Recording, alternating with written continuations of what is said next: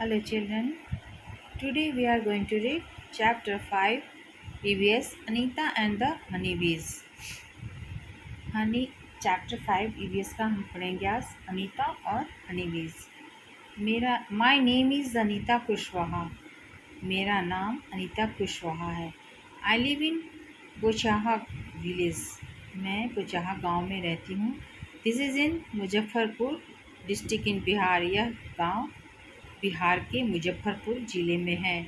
I stay with my parents and two younger brothers.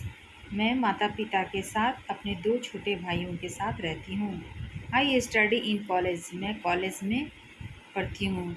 Besides studying I teach young children. पढ़ने के साथ साथ मैं छोटे बच्चों को भी पढ़ाती हूँ। आई एल्सो कीप हनी बीज। मैं मधुमक्खियों का छत्ता भी रखती हूँ। All this has not been easy for me. ये सब मेरे लिए आसान नहीं है।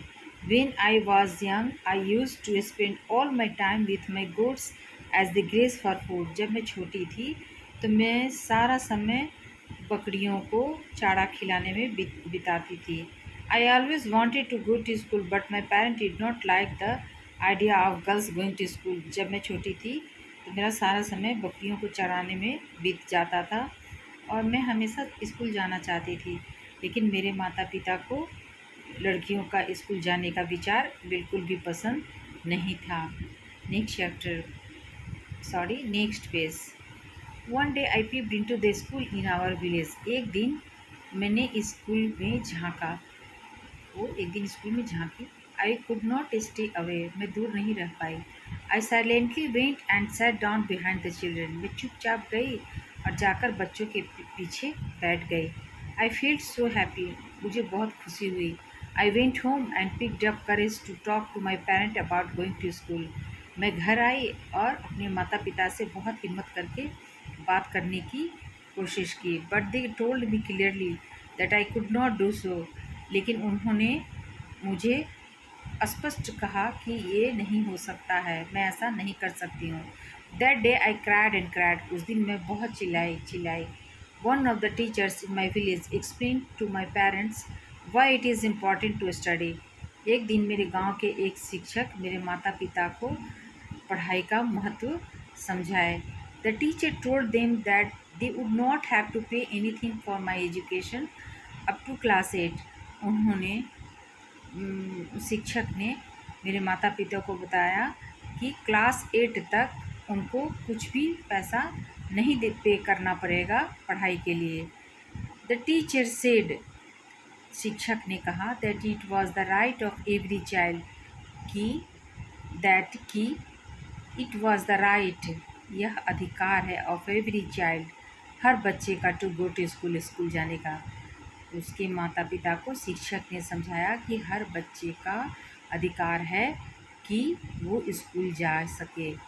Some how my parents agreed. किसी तरह से मेरे माता पिता सहमत हो गए। I started going to school. मैंने स्कूल जाना शुरू किया। I did not get high marks but I always asked many questions. मुझे बहुत ज़्यादा नंबर नहीं आते थे, लेकिन मैं हमेशा सवाल पूछा करती थी। Okay, come to the next page. जितने क्वेश्चन आंसर्स हैं ये अगले क्लास में बताऊंगी बच्चों, आज से पढ़ाती हूँ। Staying in school, time past and soon I completed class 5। पढ़ते पढ़ते मैंने जल्दी समय बीतता गया और जल्दी ही मैंने क्लास 5 पूरा कर लिया। I knew that we would need to spend more in class 6। मुझे पता था कि मुझे क्लास 6 में ज़्यादा समय देना होगा। My parents said that it was time for me to leave school. और मेरे माता पिता कहने लगे कि अब समय आ गया है स्कूल छोड़ने का। But I wanted to study more. लेकिन मेरी इच्छा और पढ़ने की थी। I found a way to do this. मैंने एक रास्ता निकाला ऐसा करने के लिए। क्या करने के लिए बच्चों? पढ़ने के लिए। I started to teach younger children. मैंने क्या किया कि छोटे बच्चों को पढ़ाना शुरू किया। From the money that I got, और उससे जो मुझे पैसे आए, I was able to continue my own studies. उसके बाद उससे जो पैसा आया उससे मैं अपनी पढ़ाई आगे जारी रख पाई। वन स्वीट मेमोरी, एक मधुर यादगार। I remember some older boys in my village. मुझे याद है कुछ बड़े बच्चे लड़के थे हमारे गांव में। ऐसे use to teach young children, वो हमेशा छोटे बच्चों को पढ़ाया करते थे।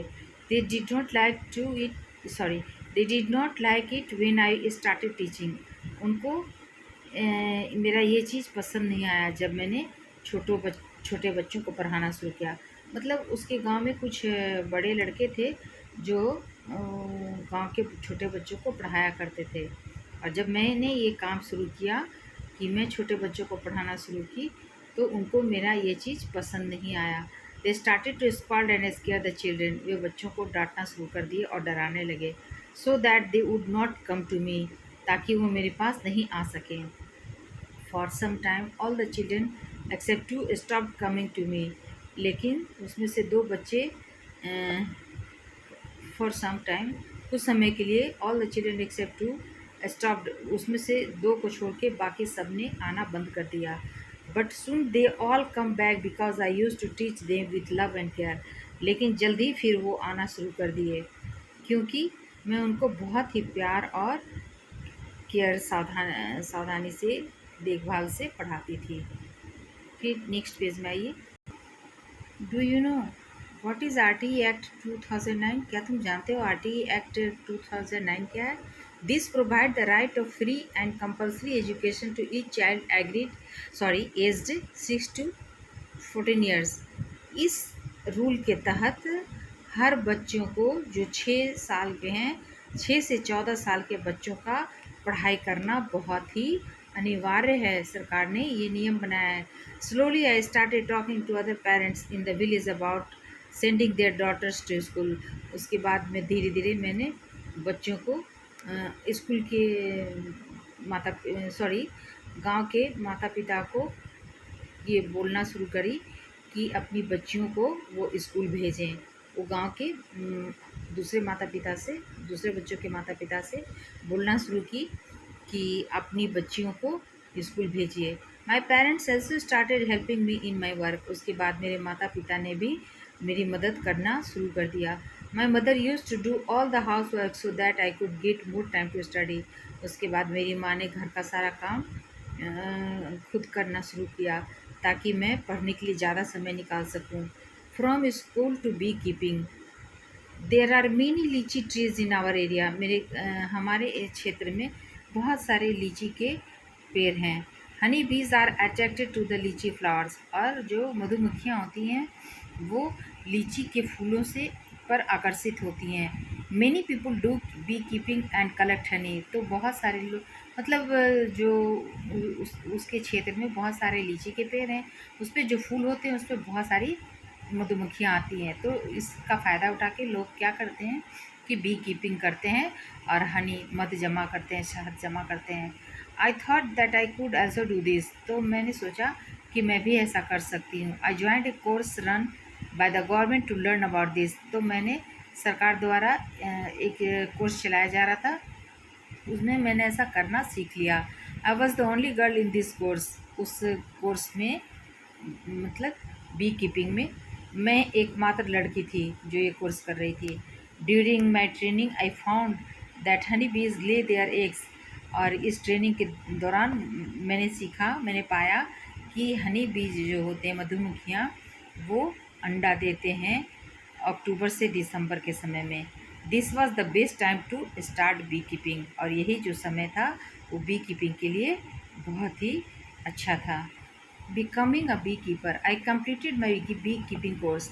मैंने बी कीपिंग मधुमक्खियों को रखना पालने का कोर्स पूरा कर लिया। But I did not have money to keep my own bees and start work. लेकिन मेरे पास पैसे नहीं थे कि मैं खुद से अपनी मधुमक्खियों को जमा करूं और काम शुरू कर सकूं। I continue to teach and with time could collect Rs 5000। धीरे धीरे मैंने पढ़ाना शुरू किया और 5000 रुपये जमा कर लिए। With this money I bot 2 boxes. और इस पैसे से मैंने 2 बॉक्स खरीदे फॉर कीपिंग बीज, मधुमक्खियों को रखने के लिए। Each box cost Rs 2000। और हर बॉक्स की कीमत 2000 रुपये थी। With the remaining money I bought sugar to make the syrup for honey beige.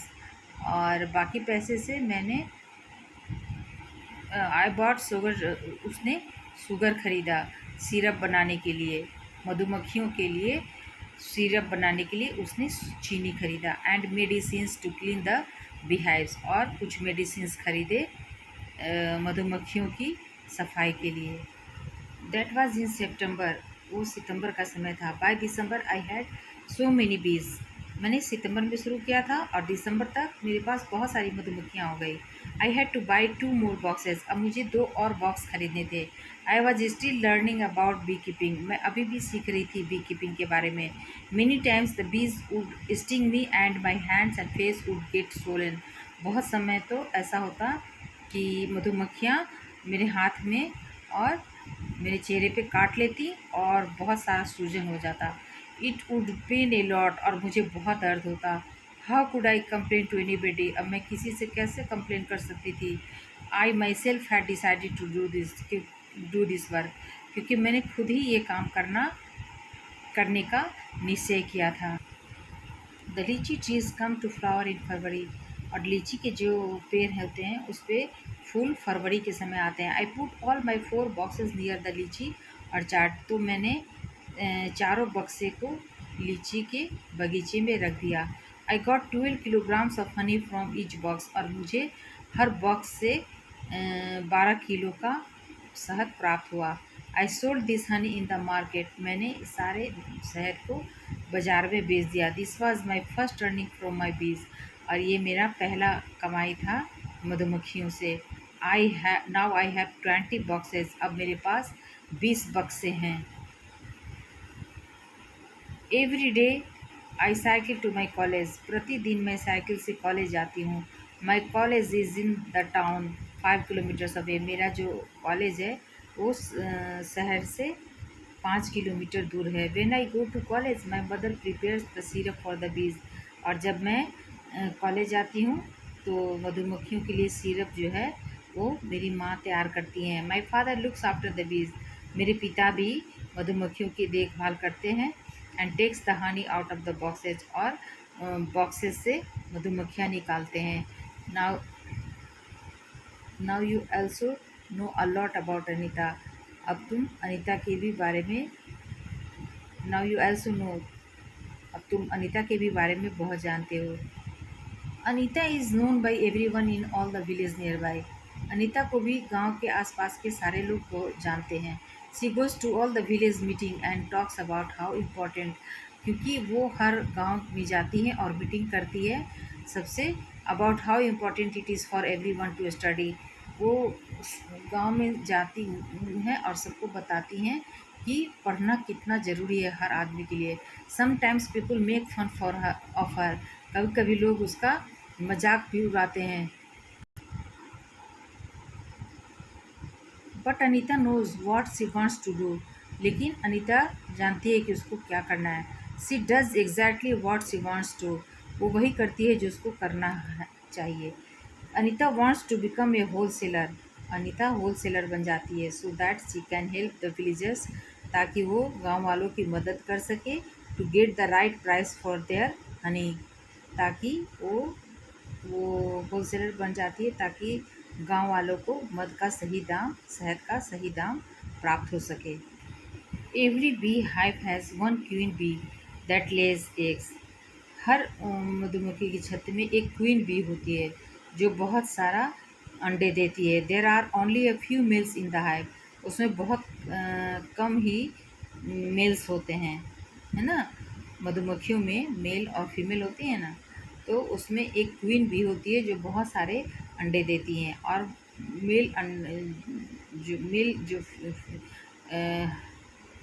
Mail मक्खियाँ कम होती हैं, कम होते हैं। Most of the bees in the hive are worker bees, उसमें से बहुत सारी जो मक्खियाँ होती हैं वो वर्कर बीज होते हैं। This be's verb all day, ये जो मधुमक्खियाँ होती हैं होते हैं ये सारे दिन काम करते हैं। दे मेक द हाइव, ये हाइव बनाते हैं मधुमक्खी का छत्ता। And also look after the baby बीज, ये लोग क्या करते हैं, सारा दिन काम करते हैं और ये मधुमक्खी का छत्ता बनाते हैं और जो बेबी बीज होते हैं उनकी देखभाल करते हैं।